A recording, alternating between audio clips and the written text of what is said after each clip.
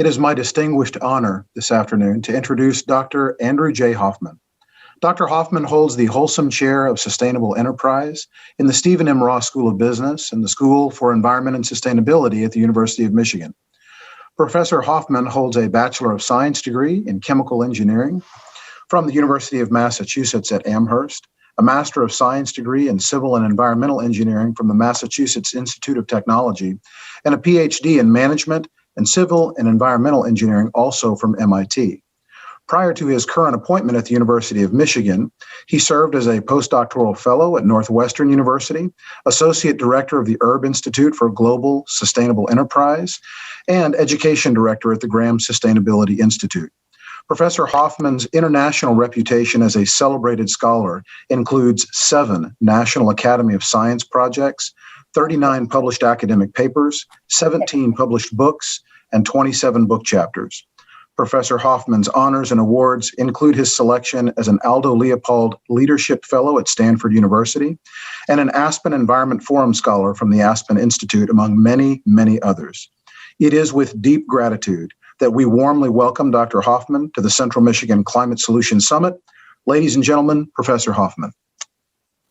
Well, thank you, David. Thank you, Liz. I recently had a guest in my class, and I realized that when students clap, the guest can't hear it. So I actually found an online tape of a roaring crowd. If the sports teams can do it, why not us? So that's just the way I started. But thank you, Liz and David. It's a pleasure to be here. And hello, everybody. I'm going to go ahead and share my screen now. There we go. And so I hope you can see that. Let me go to the full screen. And what I'm going to talk about today, the title is Business Culture and the Climate Change Challenge. And I'm going to try and cover a lot of ground. You can see in my title, I'm at the Ross School of Business and the School for Environment and Sustainability, which is a rather odd combination. A lot of people look and say, what does that mean? And I try and explain to them about the implications of business for sustainability issues, the implications for sustainability for business.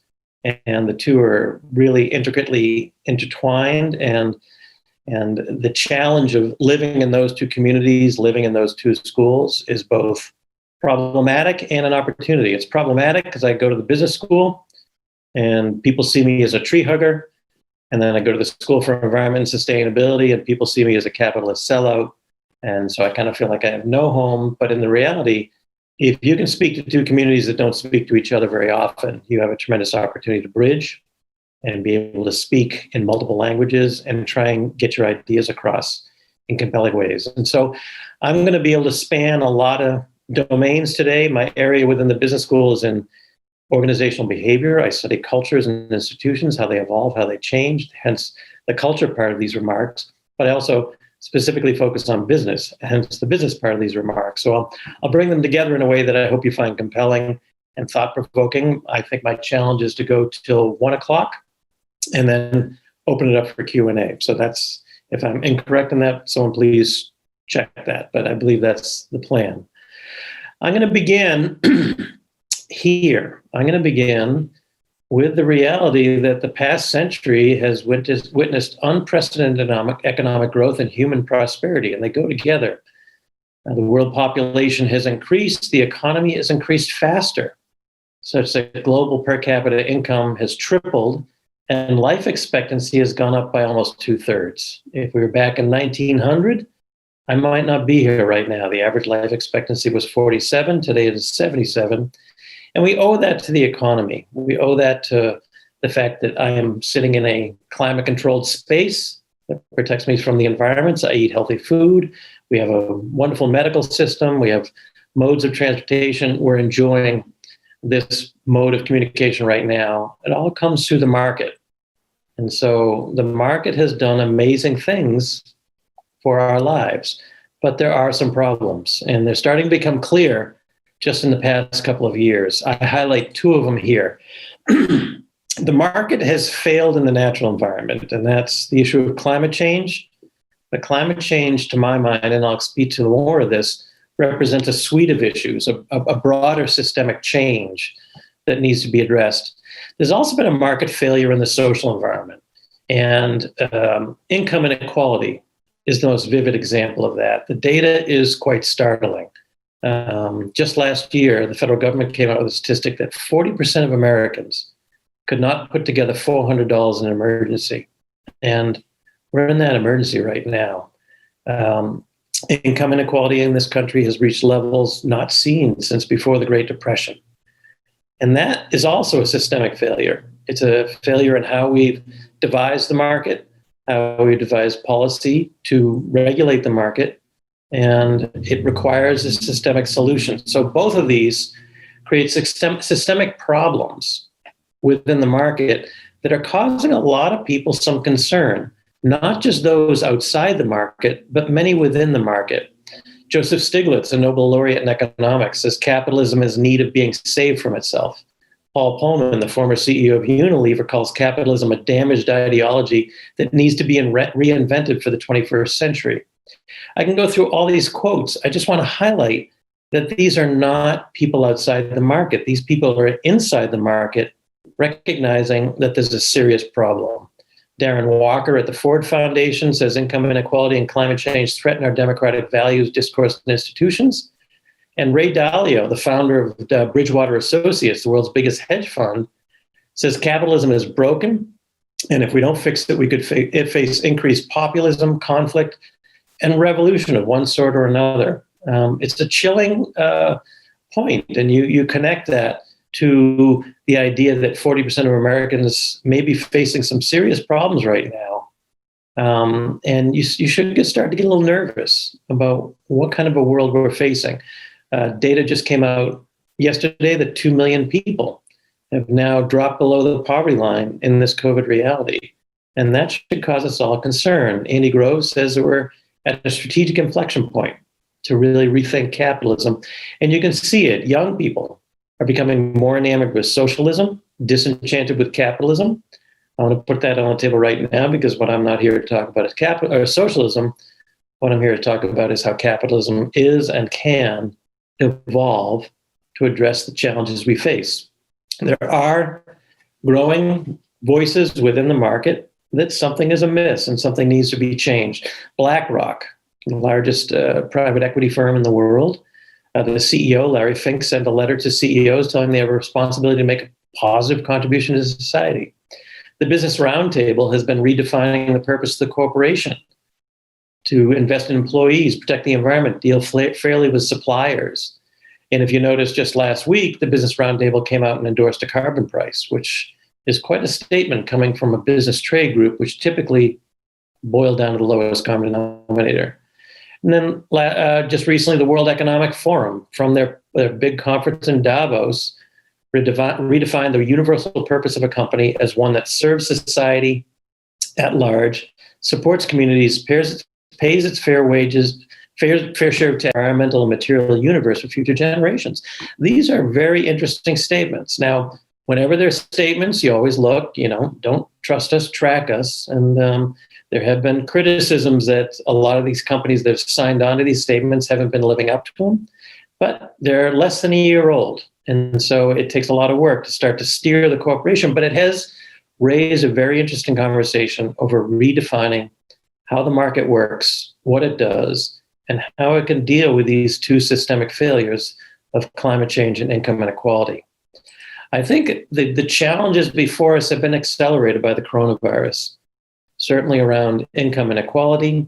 Coronavirus has highlighted and exacerbated those problems. And the corporate world is starting to step up and say, we've got a problem. We've got to do something about it.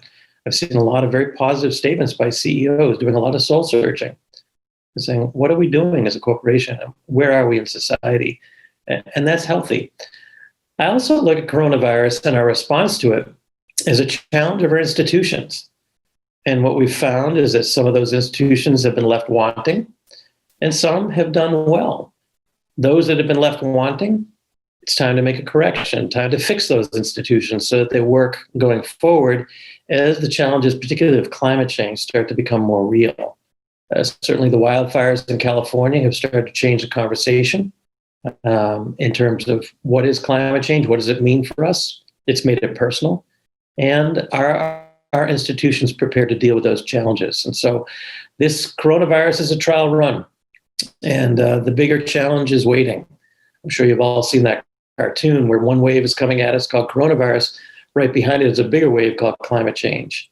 And in a way, this is an opportunity for us to adjust our institutions and try and fix them. So there's sort of my long preamble of where I'm coming from here. The market and capitalism are at an inflection point, and people are asking some very interesting questions about how does it have to evolve and change to address the problems that we do face and will face going forward.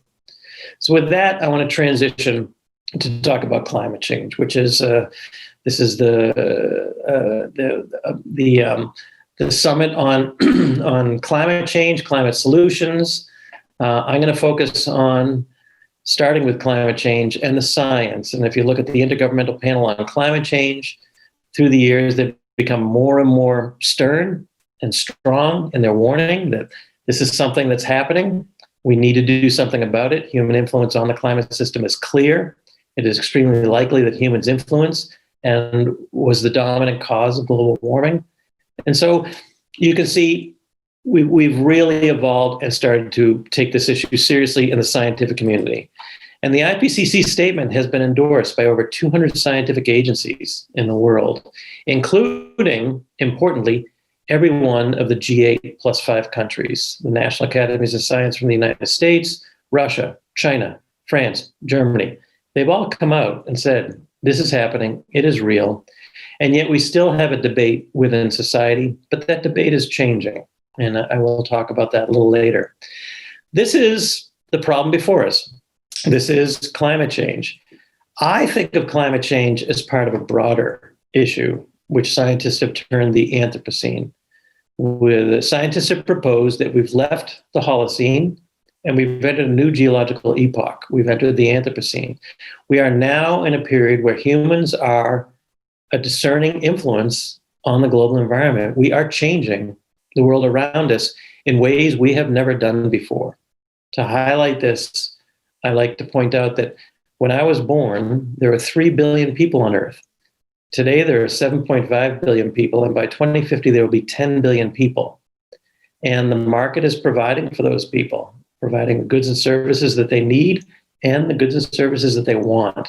And so while the UN has came out with the Millennium Ecosystem Assessment that said that we have changed the ecosystems more in the last 50 years than any comparable period of time in history, that impact on the environment will accelerate. And so we are now changing the systems of the Earth. This subcommission on quaternary stratigraphy, the working group on the Anthropocene, marked the beginning of the Anthropocene in the 1950s with the first atomic test, the 1940s and 50s with the first atomic test, where their challenge is to define when did the Anthropocene begin. And this is not a philosophical statement. They actually have to define a marker in the strata of the Earth that says something is different here. And so they decided it was radioactive isotopes. I like to think about it this way. If humans stopped living today, we just died off, and 1,000 years from now, archaeologists started digging, they'd hit a layer, and they would say that layer is different. Something is different here. What they would find is the impact of humans. So they would find radioactive isotopes, they would find particulates, they would find plastics. Some people have suggested it shouldn't be called the Anthropocene, it should be called the Plasticine because of the plastics that are there. There is the marker that we have been here, and that is what they're looking at. I like to think about this in terms of just the multiple ways that we are changing the systems of the Earth. And what you have in front of you is a graph, if you've not seen it, called the planetary boundaries graph. And this is 9 markers that represent the operating systems of the Earth. That green zone is the safe zone. We want those wedges to stay within that green zone. And you can see we've crossed 3 of them. We've entered into the unsafe domain where we are altering these systems in ways that will make it harder to have a safe operating system for humans and other life forms. So climate change, we've crossed it. Biodiversity, we've blown past it. We're in the fifth mass extinction. Estimates that 50% of the species today could be gone by 2100. And you'll see nitrogen cycle. We, human actually create more fixed nitrogen than natural processes. We put it on our farm fields. We use it in industrial processes. From the farm fields, it washes into our rivers. It causes algae blooms in the Great Lakes. It flushes down the Mississippi. The mouth of the Mississippi is one monstrous dead zone because of all the nitrogen that's in the water there. Nothing can live there. These are just examples of how we're changing the systems around us, and they're closely. We are acidifying the ocean. That's directly tied to climate change. As you increase the concentration of CO2 in the atmosphere, you increase the concentration of CO2 in the liquid that's below it, the oceans. Stratospheric ozone depletion is in retreat. That's the only planetary boundary we've reversed through the Montreal Protocol. We're using massive amounts of fresh water, such that you've had threats of water running out in major cities like Sao Paulo, Cape Town. Changes in land use, atmospheric aerosol loading. They're watching these very carefully. But these planetary boundaries represent the extent to which we are now changing the world in ways that are fundamental, foundational. I remember one time talking to a research chemist at Pfizer Pharmaceuticals. And in the middle of the conversation, he said very matter-of-factly, he said, you know, Andy, there are measurable levels of ibuprofen in the Mediterranean Sea. I was stunned by the statement. I was stunned by, first, the actual statement itself, but also with the casualness with which he said it. He went on, he said, Andy, ibuprofen doesn't concern us. It's a relatively benign compound. What really concerns us in the pharmaceutical industry are birth control pills and antidepressants. People take a drug. Sometimes the mere presence of the drug does its job and it leaves our system. Sometimes our body uses very little of it and it leaves our system. And it enters the water treatment plant, which can't handle those complex chemicals. It passes right on through and it's discharged into the aquatic environment. And it's causing birth defects, strange birth defects in the flora and the fauna. You can start to see some strange animal forms at those outfall pipes. And that spreads through the food chain, through the ecosystem. Just 2 years ago, scientists were studying salmon in Puget Sound, and they found within the fat cells of that salmon, Prozac. They found 40 prescription drugs. They even found cocaine, illegal cocaine, in the salmon. And that salmon is what's ending up on your food plate. And there is the cycle coming back. It's the warning of Rachel Carson with Silent Spring from 60, 70 years ago, really coming forward to the present. And that was her big worry, is that as we damage the environment, we are damaging ourselves. Here is the marker for that, the Anthropocene. Now, this is physical scientists talking about it. I look at it as a cultural question. And Stephen Jay Gould, the famous late anthropologist at Harvard University, had a wonderful quote that I think captures it. He says, "We have become, by the power of a glorious evolutionary accident called intelligence, the stewards of life's continuity on Earth. We did not ask for this role, but we cannot abjure it. We may not be suited to it, but here we are." And I really like that because it does represent, to my mind, the cultural challenge here. We have stumbled into this role. We didn't do it on purpose. We don't know what we're doing, and we better figure it out. And that really comes down to a cultural question, not just a technological question. The Tesla's a great car, but the answer is not another car. The question is reevaluating mobility. That is, to my mind, the real cultural challenge. And so in a lot of the work that I've done, I've looked at this as a cultural question with the recognition that we have multiple futures ahead of us. What will Anthropocene society look like? There's the question I've been asking. And we can go to a dystopian future. We can have continued disagreement and conflict like we have over climate change, like we have over COVID. We'll have no clear authority that comes forward as someone that we respect and trust. Science will be relegated to the position of mere opinion, which many have done. There will be pressures to maintain the status quo by those who benefit from it, those who perhaps make money from it, and there will be little significant response. And I and my colleague Deb Jennings have called this collapsing systems. If you want to read a really interesting report that represents this dystopian future, The Rand Corporation came out with a study last year or 2 years ago. It's called Truth Decay. And they looked at the poor quality of public discourse, particularly over scientific issues. And they found 4 conclusions. We're debating facts. We are mixing fact and opinion in ways that people aren't recognizing. Think about that the next time you see a news story. How much of it is fact? How much of it them telling you how to think about the fact? And different news sources do that to greater or lesser degrees. 3, we distrust previously trusted sources of information, universities, scientific bodies. And 4, we've never seen anything like this. And they lay the blame around social media, around the ability to get any facts you want of varying quality, and active distortion of science by sources that have a political interest. That is the future ahead of us. We can choose that future. Or we can move more towards a utopian future, when there's agreement and consensus. We have collaborative engagement. Science is respected and elevated. The status quo is seen as untenable. And we have concerted and systemic response. We call this re-enlightenment. And what we're trying to say with this term is that we are facing a cultural shift akin to the Enlightenment of the 17th century, 17th and 18th century. Before the Enlightenment, humans looked at nature as unknowable, animated by mystical forces. We tried to understand it largely through religion. And then the Enlightenment came along and its accompanying models of the scientific revolution and Reformation. And what we started to think of is the environment in terms of the metaphor of a machine. We can break it down into pieces, we can reassemble them, we can tinker with the pieces, and we can dominate nature.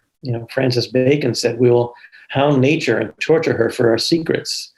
So out of the Enlightenment came an idea that we will dominate nature. So pre-Enlightenment, human history was dominated by nature. After the Enlightenment, natural history is dominated by humans.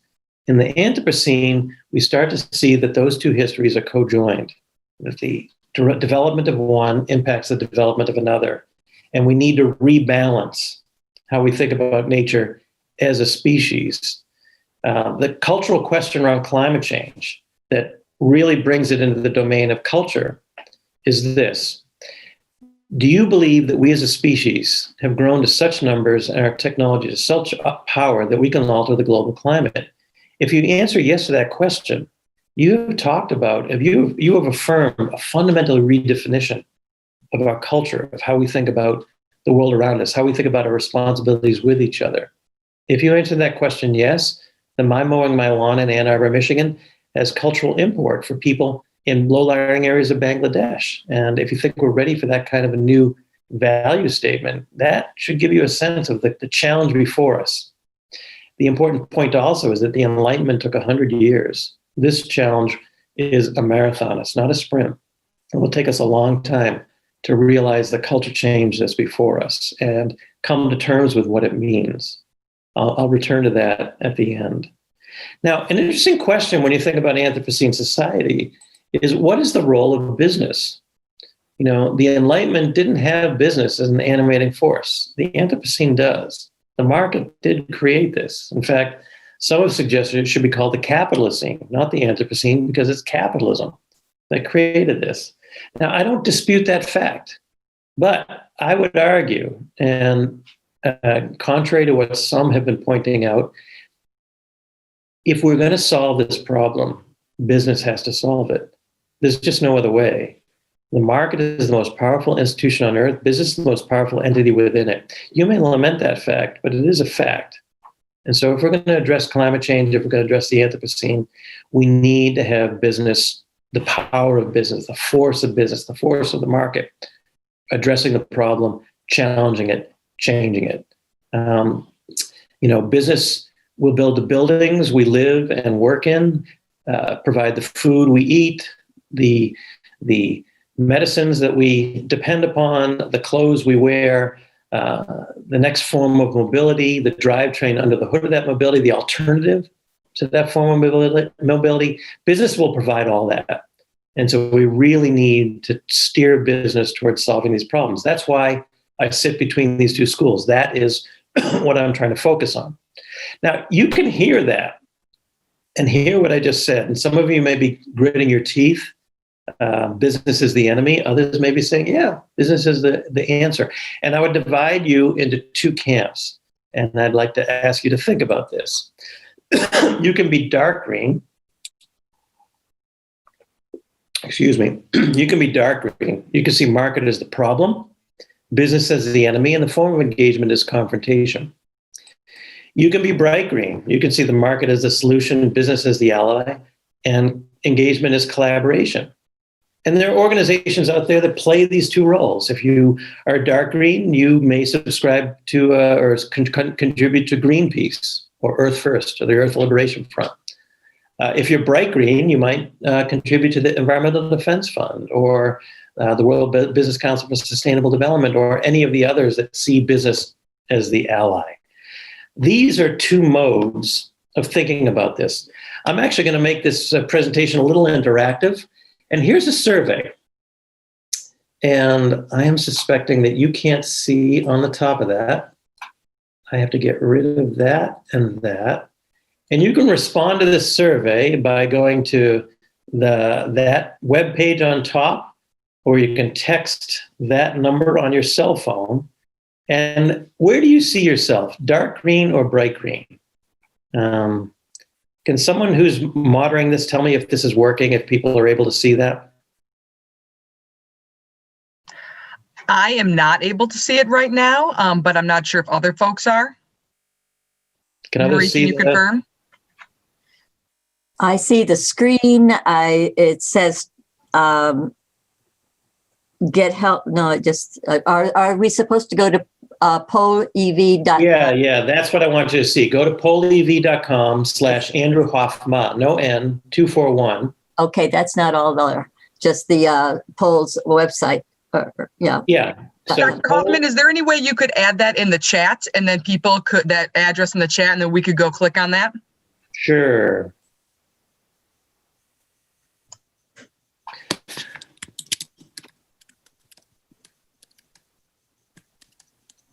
Let's see. Okay. Go to that webpage and you can vote. Okay. Or text.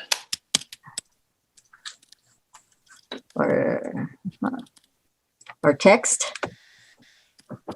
241. Someone says they're not seeing it in the chat.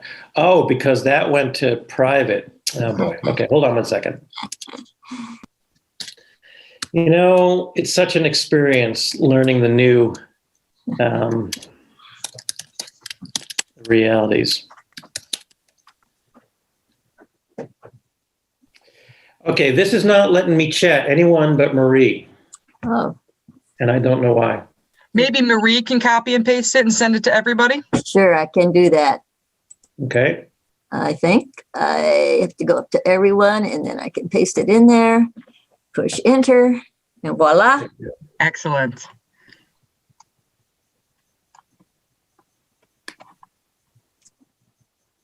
Okay. And you should text, drop in the ability to text it if people want to use their cell phone. Okay.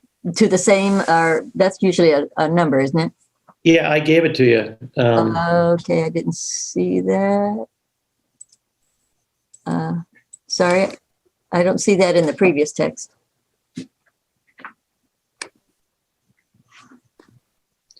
Oh, I have to, there we go.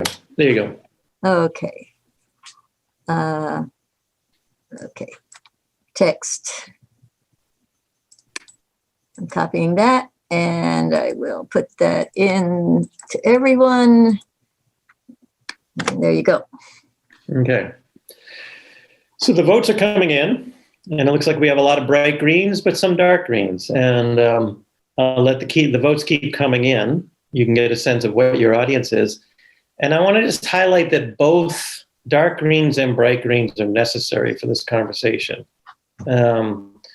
The dark greens keep the bright greens honest. The dark greens keep the clarity on what the challenge is. And the energy between the two play an important role in the conversation and the debate.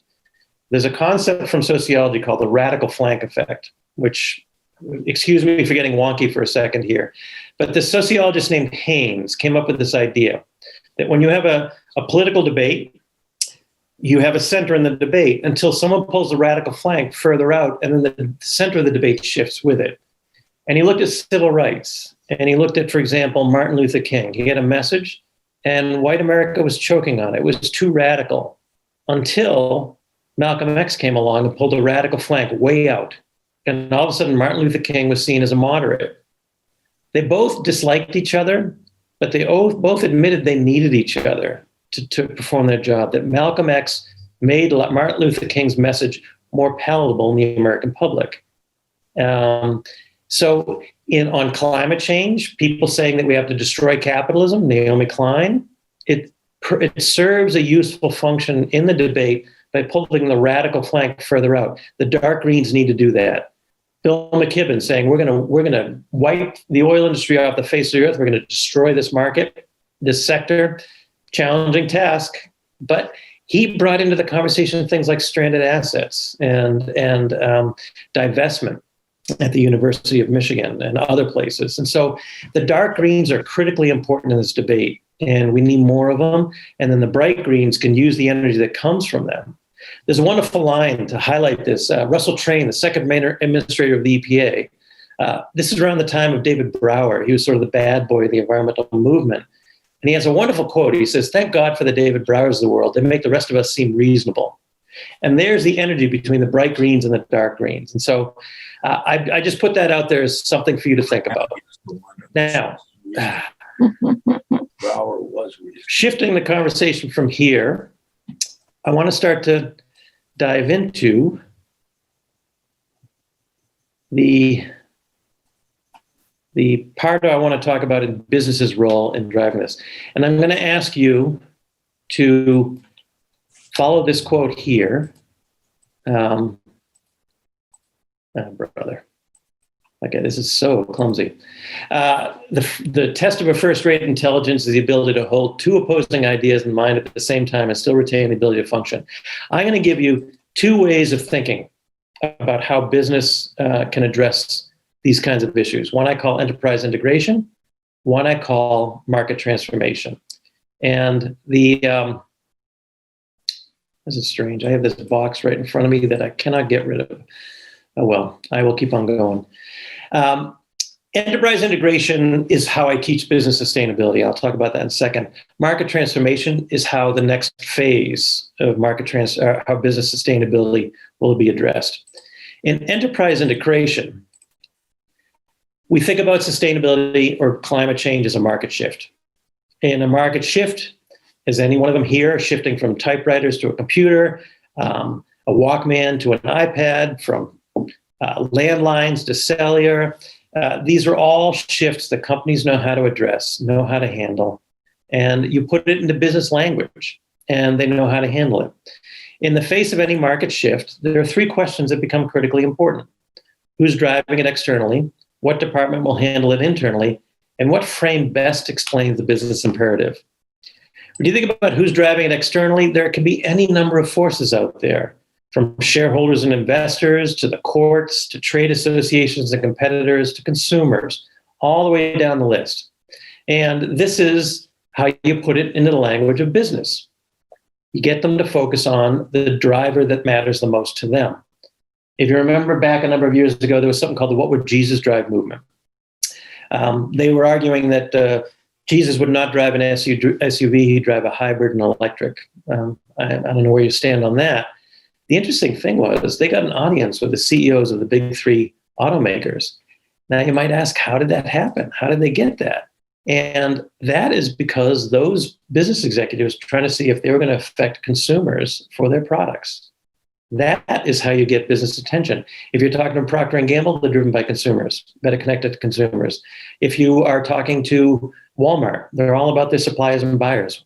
Amazon as well, connected to buyers and suppliers. This is how you bring it into the language of business. Second question, what department will handle it internally?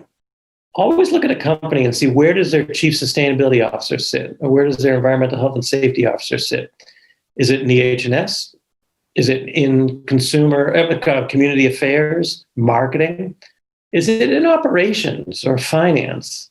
There you've got something. If it's at the strategic core of a company, they're going to take it in a very different direction than it's in a more outward-facing department. Because at the end of the day, the most important question, what frame best explains a business imperative? And if you talk to any company that's trying to integrate sustainability or climate change into their operations, they'll put it into the language of business. They'll put it into one of these frames. I gave a talk one time to the Michigan Manufacturers Association on climate change, and they weren't terribly excited to hear what I had to say. And in the middle, just before my remarks began, there was a gentleman who sat in the front row, and he slapped a book on the table, and he did it for effect, and it was called The Climate Hoax. And I kind of knew where his questions were going to go. In the middle of my talk, he interrupted me and said, "This is all nonsense because climate change is a hoax." And I said, "I don't care. You can be agnostic about the science of climate change. It's still seen as a business issue because your consumers care about it. Your operations are going to be affected by it. Regulation is going to change your markets. Your cost of capital is going to be shifted by this. Adapt if you wish. I really don't care." What could he say? I put it in the language of business. I integrated it into the enterprise demands of the company. And now I had his attention. That's how you can really put this in the language of business, enterprise integration. And so this is the way I've been teaching it. This is what will help my students get a job.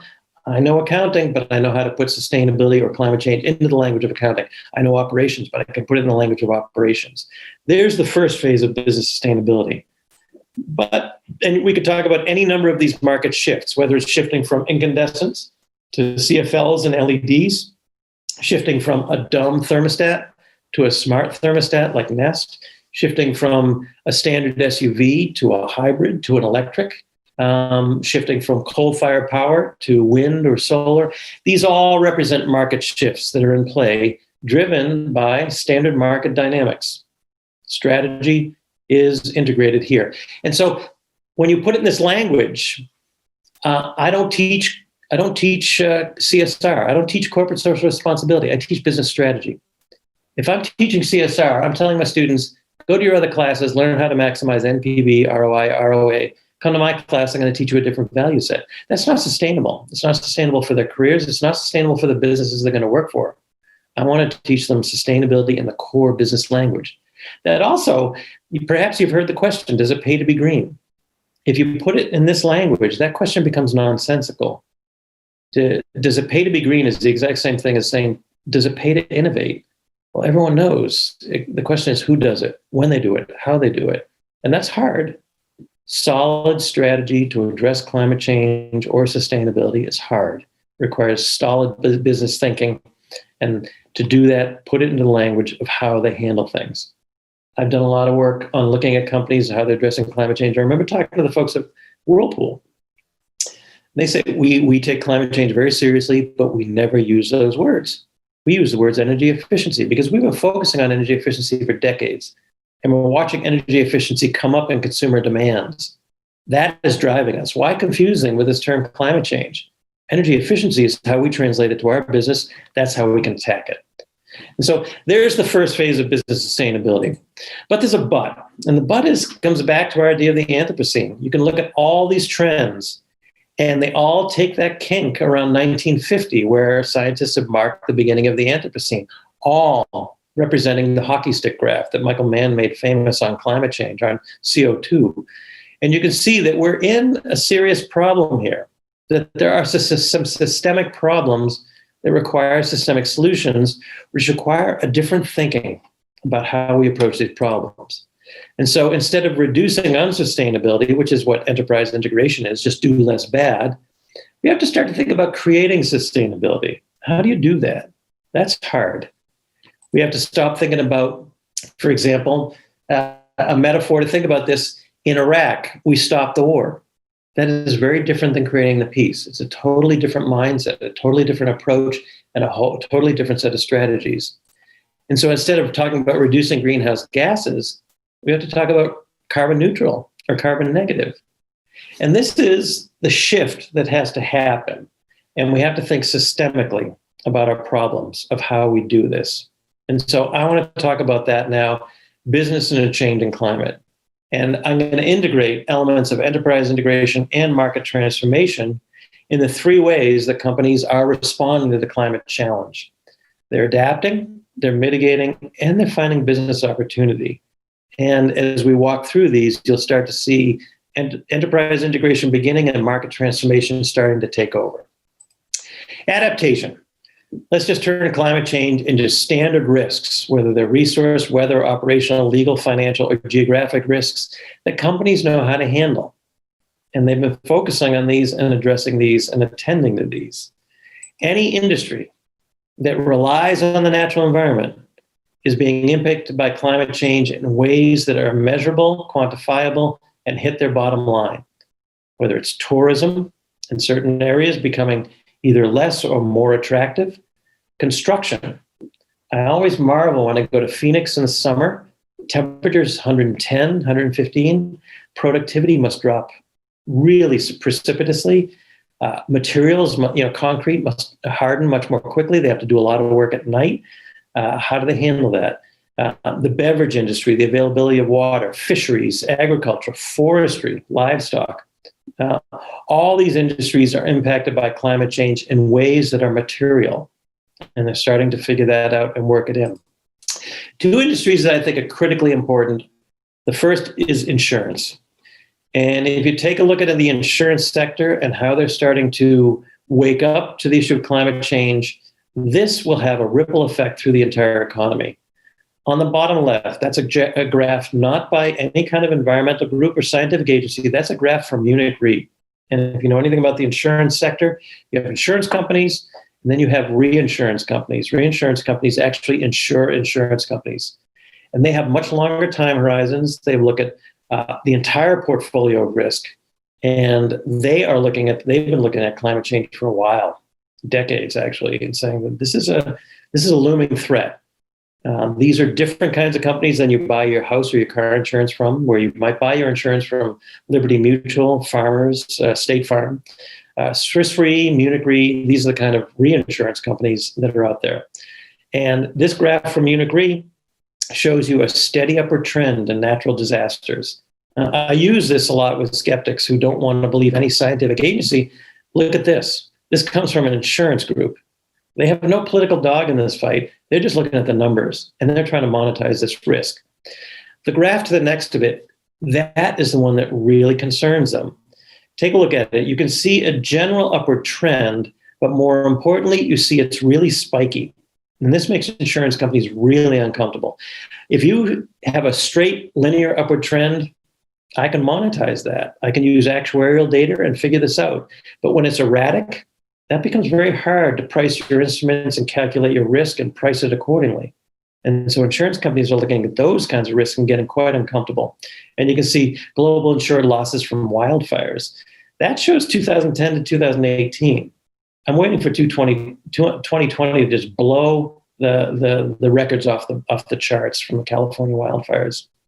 In the upper left, there was a survey by the National Society of Actuaries, and climate change in 2019 popped to the top of the list. It's the first time it's done that. And that's really important because if you remember or if you read this 2 years ago, Warren Buffett caused a lot of stir because he said, our insurance companies can adapt on a one-year time horizon. We rewrite our policies on a one-year time horizon. So we can adapt to this pretty quickly. And now they're saying, no, you can't. That you can have an event that can happen in less than a one-year time horizon, and you can get caught in a serious financial problem if you haven't priced your instruments properly. And then looking forward, this is a study done by the Brookings Institution, looking at the economic impact of climate change between 2080 and 2099. What you can see is the South, the Southeast is bright red. They're going to see a dramatic impact from climate change on the negative side. Interestingly, along the top of the country, you can see an impact on the positive side, largely through agriculture. But this gives you a sense of where the economics of this going, and the insurance sector really starting to step in. If you want to buy insurance in California now after the wildfires of 2018, it got challenging. Could you find it? If you did, it probably cost more. If you could find it at all, and the coverage was less. And some insurance companies, AIG in particular, went so far as, you want us to insure your home? in these fire-prone regions, you have to buy into our private firefighting company in order to protect you, because we're going to make sure that asset doesn't burn down. And so the insurance sector is changing the conversation entirely. And then the finance sector is starting to change it as well. You can start to see, for example, divestment starting to spread through, and Norway's wealth fund divesting from oil and gas exploration. The Rockefeller Brothers Fund, I mean, this is a fund that was made from Rockefeller's money from oil, and they're divesting from fossil fuels. A lot of finance groups are not going to fund coal anymore or insure coal. And then if you saw the news 2 weeks ago, NextEra Energy just surpassed ExxonMobil with the largest market cap in the energy sector. So the finance sector is really pushing things in a very, very interesting direction. The market is adapting. Next, we can move to mitigation. And, you know, the conversation began in the aughts around carbon reduction. And, you know, I remember even in the 2010s, in the teens, carbon neutrality was out there, but it was more of a theoretical concept. And I really thought it would stay there. And I am stunned at the extent to which carbon neutrality has entered the lexicon, not only in terms of it as an aspiration, but in terms of practice. You have many, many companies now that are pledging to go carbon neutral. Some that say they have made it already. Mark Spencer says they've made it already. Schneider Electric says they have. You have countries and states that plan to be carbon neutral. Iceland by 2040, New Zealand by 2050, Costa Rica by 2030, New York trying to set a goal of carbon-free electricity by 2040, net zero carbon economy by 2050. This really blows my mind that this has entered the lexicon, because that's the question. And then to go further, carbon negative has actually entered the lexicon. And I find this extremely fascinating and extremely encouraging, because this is the question. Carbon reduction is doing less bad. Carbon negative, that is the real question we have to answer. How do we become a net positive on the environment? That requires a fundamental culture shift. That requires a fundamental approach to the economy, to the market, and how they interact. And that, to me, is fascinating and an important step. And then we can think about business opportunity. And this is where culture change really starts to come in. You know, we can start to think about electric cars, and that's great. And if you're paying attention, Norway is leading the charge. 60% of sales in 2019 were electric. They've made a really serious pledge to be an electric mobility sector. Iceland is pushing the same thing. Iceland has a fascinating opportunity. They're an island that sits between the North American and the European plates. They have unbelievable amounts of geothermal energy. They can produce all the electricity. They do produce electricity through hydro and through geothermal. The oil they import is for cars. Could they wean themselves off of that? Absolutely. They could create an entirely electric fleet. They could make a hydrogen economy. They could use that geothermal to make hydrogen and a hydrogen fleet. And there was a time when they were thinking about doing that. So electric cars are starting to come in, but then driverless mobility is right behind it. And I can tell you, my students are not afraid of driverless cars. They like this idea. I'll tell my students I love cars. They look at me like I've got three heads. They have no idea why anyone would find any kind of pleasure in owning a car. They look at a car as a utilitarian object, gets you from point A to point B, and it's a headache. You have to park it, you have to insure it, you have to maintain it. Why do I want that? I just want a call a car on my cell phone, get in it, and go. That is a fundamental change in our culture. If you think about it, we go to autonomous mobility. How many cars do we need on the road? Right now, 95% of the car fleet is sitting idle. Do we need all those cars? No. How many do we need? We need peak demand. What is that number? We're not sure, but it's less than we have now. If we have less cars on the road, do we need as many roads? Do we need as many parking garages? How do we start to redesign cities that aren't car habitat? This is another element of COVID that's going to be very interesting. What's going to stick from this? There have been numerous cities that have turned streets into pedestrian malls. Ann Arbor has done it. Main Street has become, certain sections of it, the restaurants are moving out into the street. Cars can't go through. New York has closed a lot of streets. Milan, London, other cities have done this. When this pandemic clears, do people really want to go back to car habitat? I think they're going to get used to having a walkable city, and they're going to like it.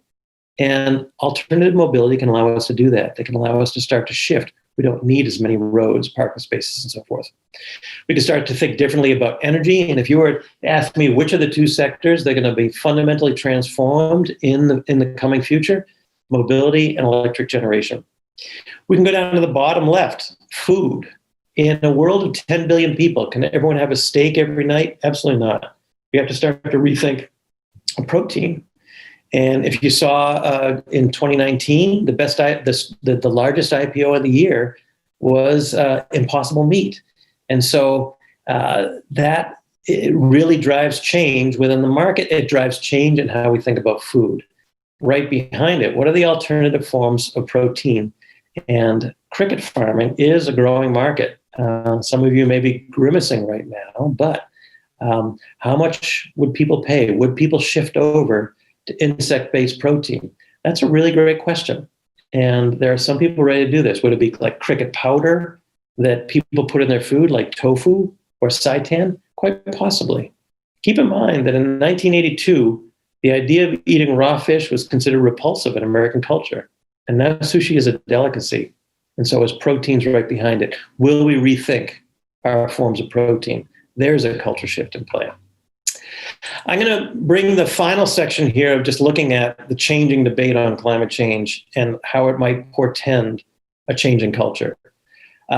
Belief in climate change has been on a steady incline since around 2009, 2010. That drop there, that bottom, it's centered around the ClimateGate scandal, where emails were hacked from the University of East Anglia. Skeptics tried to make the argument that shows that scientists were faking the data. It turned out to be not true. It turned out to be nothing. And since then, the line has been going up steadily, that it's happening, that it's human caused, and importantly, that there's a scientific consensus. It's amazing to me how many people can actually, that you could actually have a line that says 71% of people think it's happening, but only 55% think that scientists think this is happening. And there's survey data to show that if you can convince people that there's a scientific consensus, you can get them to believe that climate change is real. Across the board, people in the United States are coming around the idea that climate change is real and it's something to worry about. I think it's happening, up 11%. I'm worried about it, 16%. It will harm me personally, up 11%. And this is critically important because people typically have been able to dismiss climate change by saying, it's going to happen to somebody else, someplace else in the future. Not my problem. And then when you have hurricanes that devastate Houston, wildfires that devastate California, droughts that impact the Midwest, it's happening to people we know, people we relate to. It affects our food prices. It affects us here and now. It affects us. And that really is important for getting people to resonate on this issue. If you look at the number of people that are becoming concerned about this issue, it is growing. I'm showing you 3 years of data from Yale's Six Americas study. They do a survey every year. They look at the American public. They do this of other countries as well. And it's not a yes or no, do you believe in climate change or not? They break people into 6 categories, from alarmed on one end, this is really worrying, to dismissive on the other end. This is a joke, this is a farce. And in between, if you draw a bell curve, you've got those 4 middle categories, from concerned, cautious, disengaged, and doubtful. You can see between 2013 and 2019, those who are alarmed and concerned have gone up from 43% to 57%. Those who are doubtful or dismissive have gone down from 27% to 20%. What you're also going to see, and I think we're seeing this, is that small group of skeptics gets smaller and smaller. The voices get louder and louder. It's harder to come off your position if you've been very vocal on it.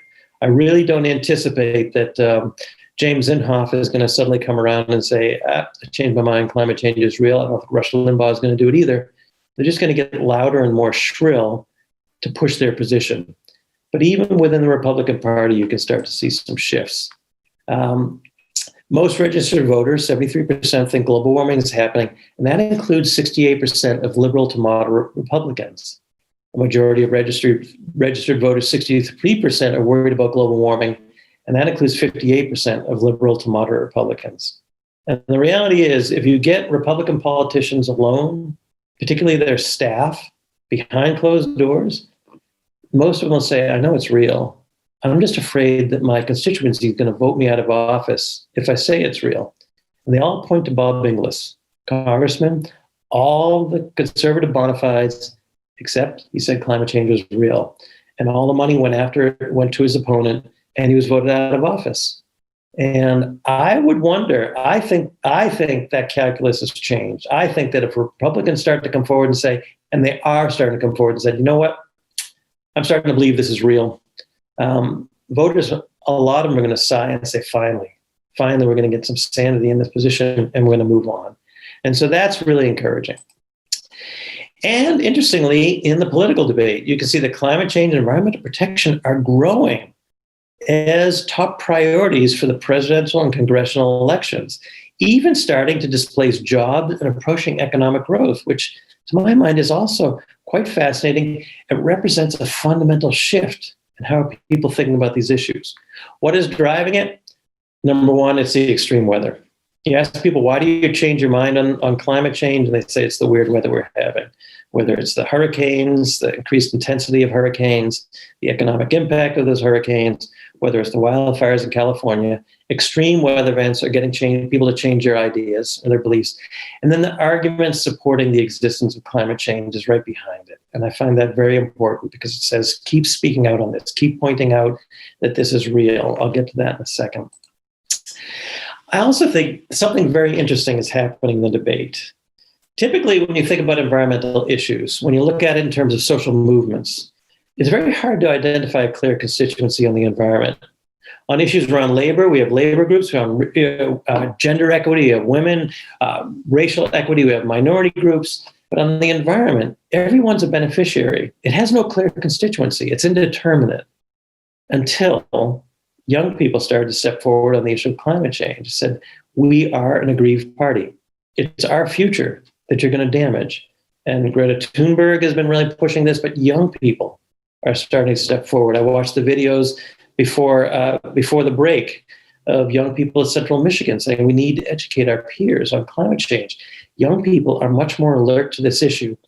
And in typical academic fashion, we never believe anything and we do a study of it. And so there was actually a paper that came out in 2019 in Nature Climate Change that just showed that parents love their children and care about what they think about, will listen to them, and actually care about their future. And what they found was that the children actually change their parents, their grandparents, their aunts and uncles' positions on this. So the power of young people to start to push forward. And I am very curious to watch the voter participation rate among young people in this coming election. I feel like they've been woken up. I've seen protests on campus that has been fairly quiet in the years I've been an academic. And it's encouraging to me because if you don't have activism, if you don't have hope and optimism, if you don't have agitation on college campuses for a different world, where is it going to come from? It really has to come from young people. I would also add that employers are watching this. Amazon and Microsoft and others said, those are our future employees. And so they're starting to get behind the youth movement that's trying to push this. And then a very important survey point that I always watch in the Yale study. Do you talk about climate change with family or friends? And for the entire decade of the 2010s, it stayed flat, around 25%. People were afraid to bring it up.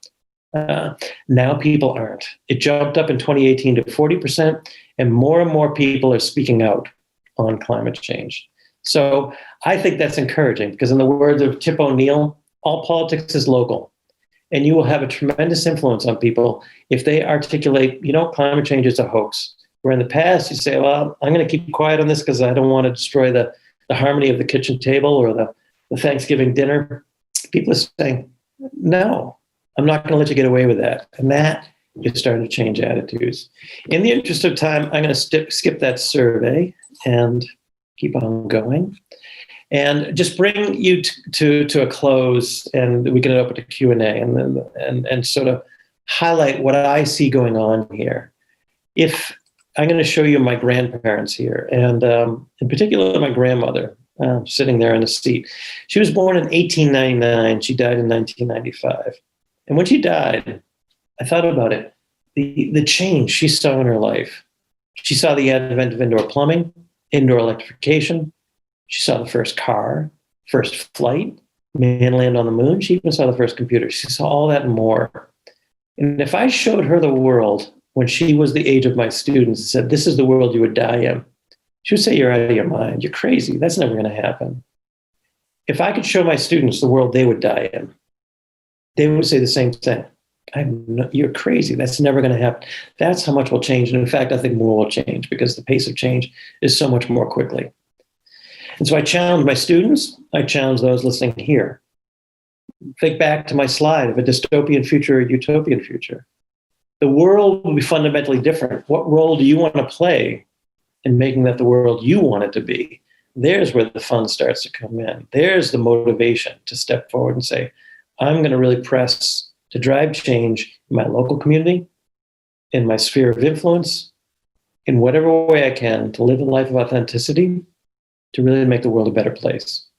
People sometimes ask me, am I optimistic? And I don't like that question, because optimism is looking at the odds and saying, they're in my favor, I'm going to do it. I'm pessimistic, but hopeful. Hope is saying, I don't care what the odds are, I'm going to do it anyway. And hope has done far more than optimism. Hope explains Nelson Mandela. Hope explains how Abraham Lincoln continued with the Civil War, even though the odds were against him. Hope says, I don't care what the odds are, I'm going to do it. David Orr says, hope is a verb with its sleeves rolled up. I'm hopeful. Young people make me hopeful. So I hope I've given you some thoughts to think about. From there, I will open it up to your questions. And very hard talking alone in a room to a computer screen that doesn't give me any kind of feedback. I hope it was okay. And I will turn it over to Liz and to Marie. Thank you so much, Dr. Hoffman. That was amazing, as we knew it would. And please call me Andy. Please call me Andy. All right. Thank you, Andy. Great. Dr. Hoffman, I have a question before Ruth gives us one from the audience. After we invited you to speak on solutions in the culture and the market, we learned that you're serving on the U of M President's Commission on Carbon Neutrality. Excuse me. Can you describe that work for us and any suggestions you might have for our university community collaboration going forward? Put you on the spot here, but I know. Not at all. So the president approached the question, should we go carbon neutral, in the mode of a scientist, which he is, and a thoughtful administrator, which he also is.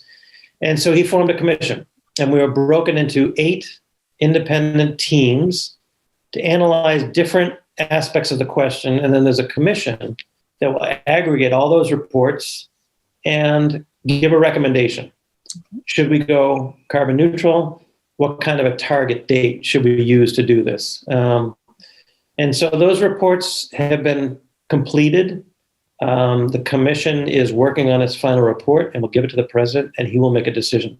I suspect COVID has slowed this down, but that's what he's doing. So I led the team on community engagement, and it's critically important. I mean, the University of Michigan has 3 campuses, Ann Arbor, Flint, Dearborn, intimately tied with its local community, whether it's the workers or the impact on roads or sourcing, emissions in so many ways, and a strong environmental justice component to whatever we do. Will it impact people of lower economic means? And so our job was to write a report on how we can engage the communities around them, which communities should we engage with, but not engaging yet. We did not want to reach out to communities and then have this silence follow it. That would just muddy the waters and make things worse. Other teams were looking at buildings, they looked at commuting, they looked at travel, all the different pieces. And so the president is now going to make a decision on whether to go forward. Let's see what happens. I mean, the University of California system has already pledged to go carbon neutral and set a target. I'd be surprised if we didn't do the same thing, but I don't speak for the university. So other universities can do the same thing. I can tell you something else, that the president has been very reticent, almost resistant to pressure to divest from fossil fuels. which has been very interesting. He's been very, very prickly about that question. And I'm trying to imagine the pressures he's having on all sides, whether, will the firms that are divested, how many of our students do they employ? How much research grants come in from them? Will it put those research grants in jeopardy? These are important questions that he has to weigh all sides of this. I'm sure he's got regents who are saying, take this one pretty carefully. The odd thing is that an initial argument for schools not to divest is that we have an obligation to make sure we maximize the return on our endowment. Well, if you saw the news this summer, with Next Era Energy becoming the highest market cap in the energy sector, what came with that data is if you invested in Next Era Energy 10 years ago, you would have got a 600% return on your investment. If you'd had that same money and put it in ExxonMobil, you would have had a negative 25% return on investment. So climate change aside, divestment was a smart economic decision 10 years ago. People didn't anticipate this shift happening, but somebody did and made a lot of money. So that's what we're doing. We had 1 year to do those reports, and now the commission is putting forward their recommendations. Mm-hmm. Thank you very much. Ruth Helwig is monitoring chat for us, and Ruth, what's our first question from the audience? It's a great job, Andy. We really appreciate that. So much to think about. Ruth, let's see. You'll need to unmute.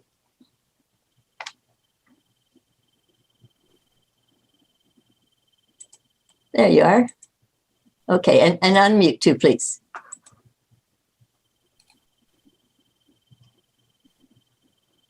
Can you hit your, whoops, yeah. Can you unmute? There you are. All right. It kept telling me the host was not allowing me to unmute. So now I'm unmuted. Okay. All right. Thank you so much. Okay. Host and Ruth, let's go. All right. So the first question that we have is, what can we do to decrease carbon emissions in our own lives? That's a great question. And I can tackle it in a number of different directions. I would begin by focusing on the motivations. I've had people come to me and say, why should I reduce my carbon emissions? I'm not going to have a appreciable dent in global emission levels. And my answer is, if that's your goal, then you shouldn't do it. But if you want to do this because you want to live a life of integrity, you want to live consistent with your values, then do it. Start slow. If you approach this like we typically approach New Year's resolutions with these grand challenges, you're going to drop it. You're not going to do it. And so if you decide, okay, I'm going to be vegetarian tomorrow and vegan the next day, and you love your steaks, you're not going to get there. So start slow. And I believe every step you make will make new ideas possible and visible. Choose where you want to do it. You can make retrofits in your home. What's the insulation? That's the first place to start. What kind of windows do you have? How's the insulation value? There are tests you can do on a home. You can do a blower test to figure out where the leaks are coming in. You can do infrared imaging on a home to see where the insulation has been eaten out by squirrels or never put in by the prior owner. That may be expensive. Definitely replacing windows can be very expensive. Switch out your lighting. Simple steps, move to LED lights. Wrap your piping, your hot water pipes, your hot water heater. Conserve the energy. Turn the hot water heater down. If you have two valves on your shower or your faucet and you turn one on and it scalds you, you don't need water that hot. Turn it down. Get a smart thermostat. My thermostat, if I'm not home, it dials the temperature of the house down to 50 degrees. You don't need to keep a house warm when you're not there.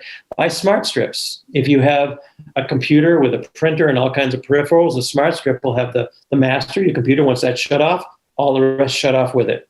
Think about your food choices.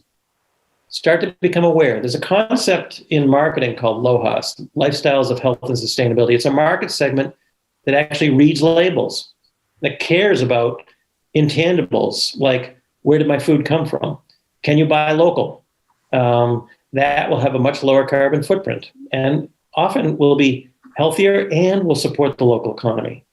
Local economy is something that I take very, very seriously. I can go out and I can go to the movies. I could go to the movies, and I could go to Lowe's or I could go to the Michigan Theater. Same movie, same price, seemingly the same decision. It's not. The money of the Michigan Theater stays in the community. The money at Lowe's goes to headquarters. And so start to become aware. And every step you take, go further. I would also add, don't get self-righteous about this. Nothing turns people off more than being lectured at by self-righteous people, and that's the reputation of environmentalists. I do believe, though, that if you start to live that life of integrity, people will see it, they will admire it, they will emulate it, and your impact will start to ripple. I do believe that's true. The Pope wrote about that in his encyclical letter on climate change, Laudato Si. And so do it quietly, do it slowly, figure out your domains. You can buy an electric car if that works, ride your bike, take public transportation, figure out what works for you and go from there. That's just a boom, okay, for what it's worth. Great, great. Okay. The next person starts out by saying, great job. And then the question is, how do we approach friends who deny human-caused climate change, since we can't use the language of business, which what you said is effective to that audience? Very good question. What you'll find is that what we typically do or face someone who doesn't believe in climate change is whip out our PowerPoint deck and give them a science lesson. And the reality is they've looked at that science, they've already dismissed it, and they've dismissed it for other reasons. And so you need to try and appeal to them on the level at which they're resisting. And so if you can understand your audience, you can start to use some tools. Like, for example, if I'm faced with a climate skeptic, I begin by focusing on the scientific consensus. I don't allow the conversation to go down their favorite rat hole. I'm not going to debate sunspots and solar flares, Mount Pinatubo, whatever particular theory they hold on to. I will start by saying 200 scientific agencies around the world say this is real, including the National Academies of Sciences, across the board. What do you know that they don't know? And there is solid social science research to show that when people start to believe and understand there's a consensus among the scientists, they start to roll on the issue. Beyond that, a couple of things to keep in mind. One, the messenger is as important as the message. And so who do you invoke? Try and invoke somebody that they trust, that they respect. The military, the US military, they're very concerned about climate change, the Navy in particular. All their assets are coastal assets. They're very concerned about it. They may respect the military. Business leaders, they may sit up and notice when they find out that the CEO of Cargill has come out and said, this is changing our growing patterns. That's not Al Gore. That's not EDF. That's not the EPA. That's not the IPCC, which many people totally distrust. Find the people that matter, that they will respect. Evangelicals, there are evangelicals who are moving on this issue. Republican politicians, find a broker that they trust, invoke them, and they're more likely to trust it than if Andy Hoffman, that liberal professor from Ann Arbor, that Sodom and Gomorrah, don't trust anything he says. And then find a frame that works for your audience. You can frame climate change in so many different ways. You can frame it as economic competitiveness. Thomas Friedman's been doing this, saying, we don't develop the next generation of technology, someone else will. We don't develop the next generation of renewable energy or mobility. China and Germany will do it, we'll buy it from them. I really don't want that. We can frame this as national security. There's a group called the CMA Group, a group of retired Army generals called Climate Change a Threat Multiplier. And saying it will destabilize regions around the world. The US military will have to do something about it. That's a future we do not want. And we'll have to fortify our borders, particularly the southern border, for climate refugees. You can frame this as health. And this is important because one of the challenges of climate change is making it personally salient. And I think there are two ways to do that, either health or put a dollar sign on it. For health, In the Lancet, it's called climate change, the number one health threat of the 21st century. And when you do that, now you can start to say, and as there's elevated temperatures in urban centers, the vulnerable in our population are going to get sick and die. That's called your grandparents and your grandchildren. Now you've made it personal. And the health frame is very, very powerful. You can frame it as just standard risk management. Someone may say, the probability is low, so I'm not really taking it that seriously. And you can say, well, the probability may be low, but the consequence is high. We know how to handle low probability, high consequence events. I have a house. I'm sitting in my house. I have fire insurance. The probability is low. This house is going to burn down. The consequence is high. It will really put a serious dent on my finances if this house burns down. So I take out insurance. On climate change, what is insurance? An investment in technology and behavior change. There's a wonderful political cartoon where someone saying climate change is real and someone in the audience saying, but what if we make the world a better place for no reason? I love that cartoon. And it's the same thing. I mean, are there things we can do that are costless? Find the frame that works for your audience. I remember I had a conference here in Michigan, and Jane Lubchenco, who used to be the head of NOAA, she used to be the president of the AAAS, the American Association for the Advancement of Science. NOAA is the National Oceanic and Atmospheric Administration. And she had a really great story. She said there was a hurricane, and a congressman came to her and said, and she knew he was a climate skeptic.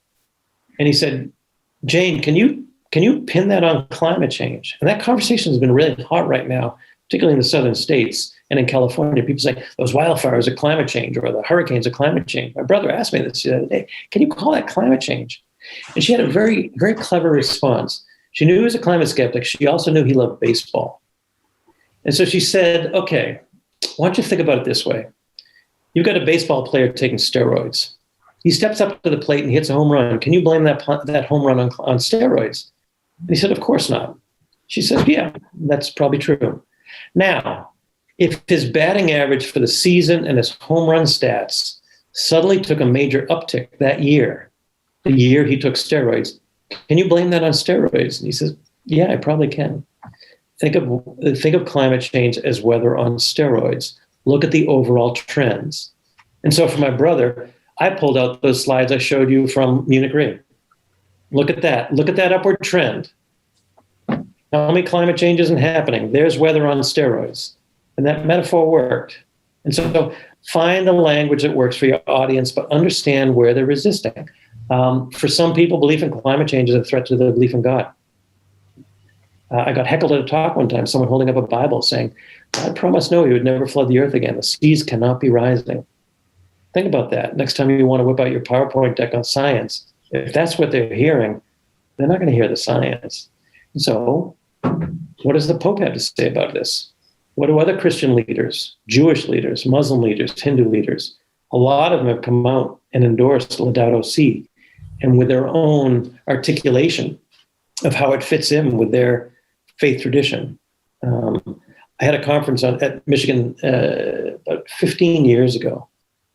My colleagues thought I was nuts, but it was religious perspectives on climate change.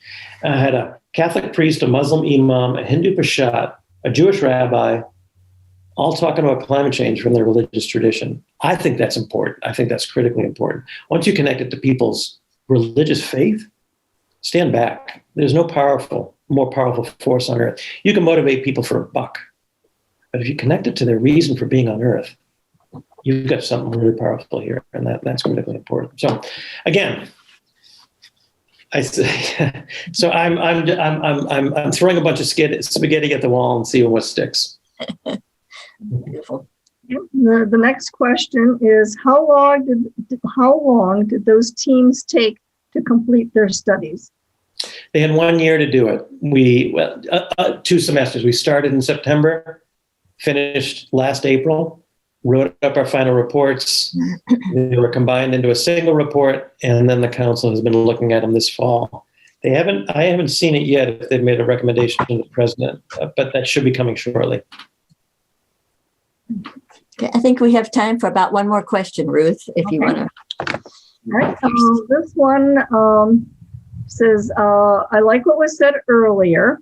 What are you passionate about? Me personally, what am I passionate about? I believe so. I actually looking in the what are those friends passionate about? Address climate change crises and will be affecting what they're passionate about. You know, you got to, if you're going to communicate these kinds of issues, this is where scientists have failed abysmally. They try and only appeal to your head, and you have to appeal to people's hearts. You have to appeal to what they care about, what they love, what they're passionate about. I think that's critically important, which to my mind opens the door for literature, for the arts, for humanity, for religion. These are the domains through which we're going to compel people to say that climate change is real. We need to do something about it. And so I'd ask anyone that's listening, what are you passionate about? How does climate change touch that? The people you're talking to, what are they passionate about? How are they going to connect with that, whether it's future generations? I mean, very often you find CEOs who start to move on this issue, they're older. They're starting to think about their legacy.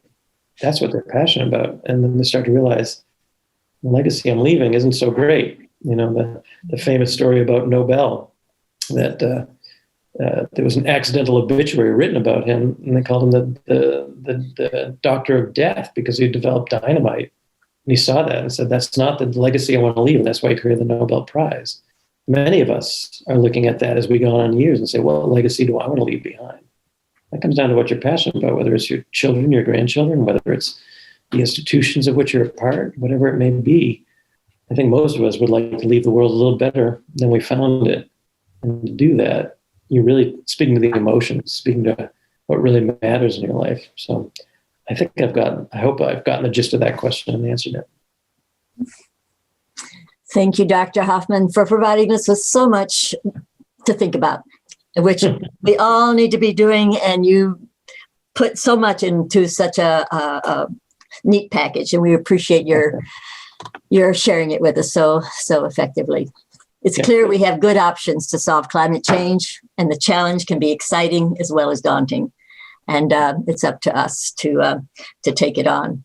In closing, we thank you, Dr. Hoffman, and all our panelists and volunteers from CMU and the community for your participation and your help in moving us forward with effective action rather than despair. Climate change is solvable. There's not one silver bullet, but there are many key components and many other pieces so that every profession can play a vital role in building this livable world that we want. We hope you're excited by the solutions mentioned today and will join us to expand and continue this initiative next year. Liz, what are your thoughts? I just would like to echo much of what you have said, Marie. First, I'd like to actually thank you, Marie, for all of your efforts in this. It's been a joy to work with you, and you have taught me a lot about what it means to organize for social change, both within the community and on campus. So I appreciate your efforts so much, and it's been great to work with you. I would be amiss to not thank our institutional sponsors here at CMU, which includes the Office of Institutional Diversity, Equity, and Inclusion, the College of Liberal Arts and Social Sciences, the College of Science and Engineering, the Institute for Great Lakes Research, and the Department of Sociology, Anthropology, and Social Work. And I just want to say thank you again to all of our CMU panelists and our community panelists, all of the efforts and the work of students, the lovely videos you all have created. And this summit for me has really has been inspirational. And so the process of organizing, working with everybody, and then just hearing everything today has given me hope for our collective ability to forge innovative solutions to the climate crisis. So thank you again. I hope we can continue to all work together, both at the university and in the community, to work towards these collaborative solutions. So thank you very much for being here today, everybody. Thank you. And thank you very much for joining us all. And Liz, return the gratitude for your hard work, because as a mom with a young child and full-time job, your dedication was awesome. And it's a privilege to work on this together as a collaborative event. Thank you. And thank you all again for coming. Bye-bye.